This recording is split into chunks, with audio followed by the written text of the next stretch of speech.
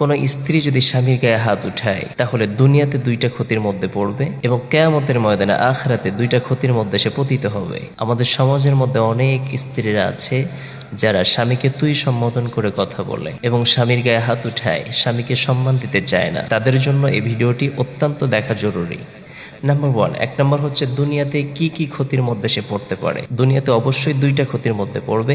Number 1, এক নম্বর হচ্ছে স্বামীর ভালোবাসা থেকে সে বঞ্চিত হবে। যে স্বামীর গায়ে হাত উঠাতে পারে, যে স্বামীকে যে তুই সম্বোধন করে কথা বলতে পারে, ওই স্বামীকে কি কখনো স্ত্রীকে ভালোবাসতে পারে? ওই স্বামী কখনোই স্ত্রীকে ভালোবাসতে পারে না। এজন্য খবরদার, স্বামীর গায়ে হাত উঠানো থেকে বিরত থাকেন, স্বামীকে তুই সম্বোধন করা থেকে বিরত থাকেন। দ্বিতীয় নম্বর যে ক্ষতির মধ্যে পড়বে, সে লাঞ্ছিত হবে সমাজের মানুষের কাছে, অপমানিত হবে, অপদস্থ হবে।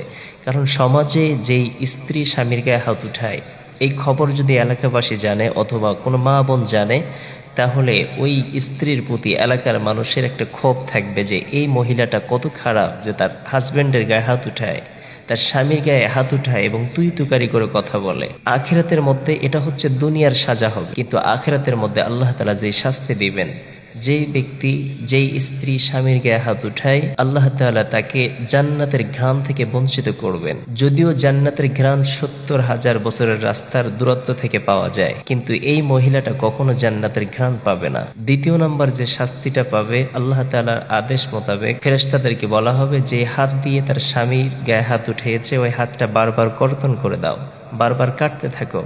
একবার যখন কাটতে থাকবে, ওই মহিলাটা এমন জোরে চিৎকার মারবে যে জাহান্নামের মানুষ তার চিৎকারে অতিষ্ঠ হয়ে যাবে। তো জাহান্নামীরা বলতে থাকবে, তুমি কি অন্যায় করেছো যে তোমাকে এত শাস্তি তো আল্লাহ তাআলা দিচ্ছেন? একে তো জাহান্নামের আগুনে পড়বেই, এরপরে তার হাতকে কর্তন করা হবে, কাটা হবে। তখন ওই মহিলা বলবে যে আমার জীবন থাকতে, আমি যখন বেঁচে ছিলাম, দুনিয়াতে জীবন যাপন করেছি, ওই সময় আমার স্বামীর গায়ে এই হাত দিয়ে আমি তার গায়ে হাত উঠিয়েছি, এজন্য আল্লাহ তাআলা আমাকে এই শাস্তির মুখে পতিত করেছে।